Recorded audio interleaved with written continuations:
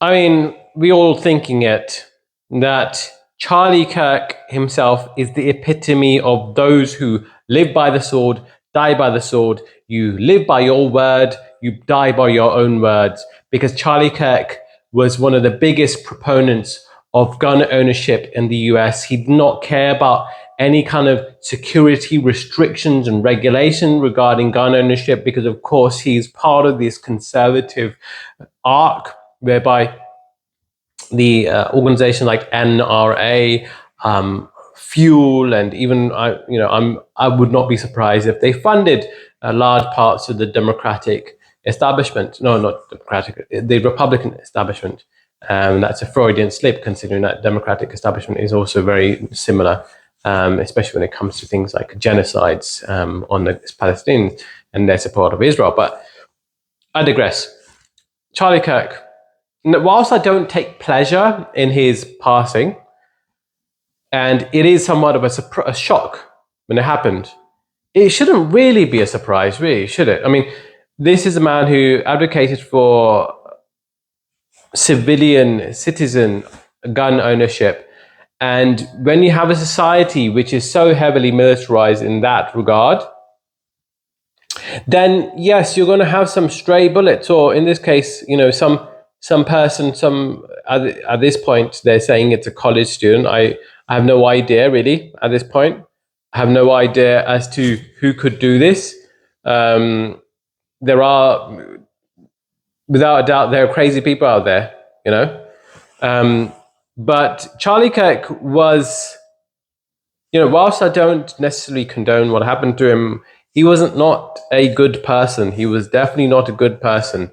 He, in addition to advocating for the right to bear arms, even at the expense of gun deaths, he literally said it out loud.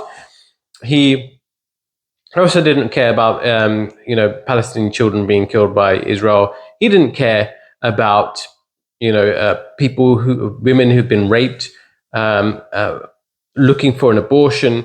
He was the quintessential conservative, dogmatic individual who didn't really, who was obviously somebody who had the verbal skills, the oratory skills, in order to pursue this propaganda campaign that is conservative in nature. At the same time, he was an anti-intellectual.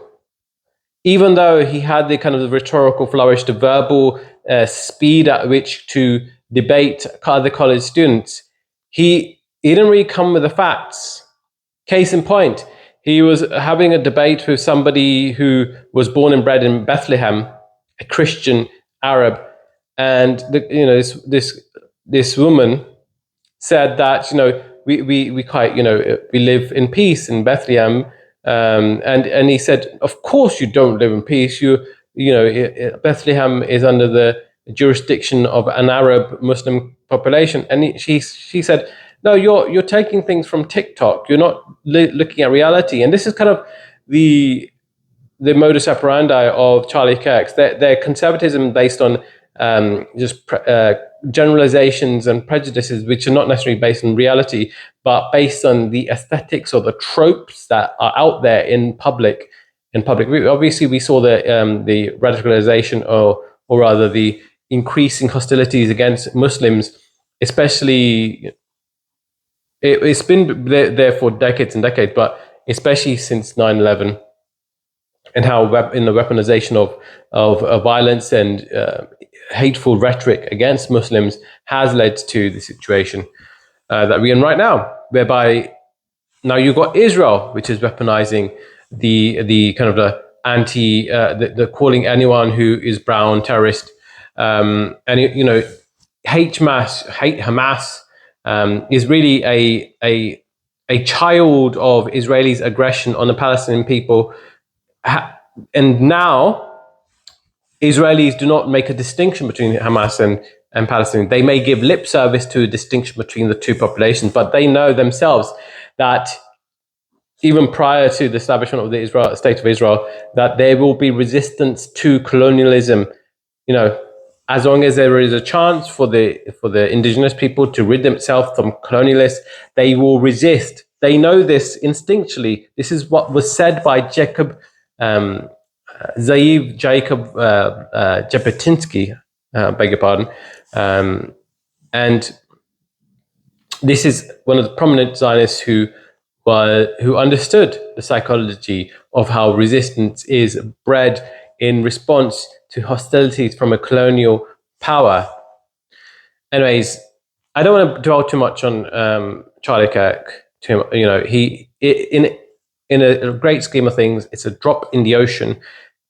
You have a whole classroom of children being killed every day since October 23 in Palestine. So make that make sense. Anyways, I hope you enjoyed this video. Please like, comment, and subscribe. That'd be very much appreciated. Thank you.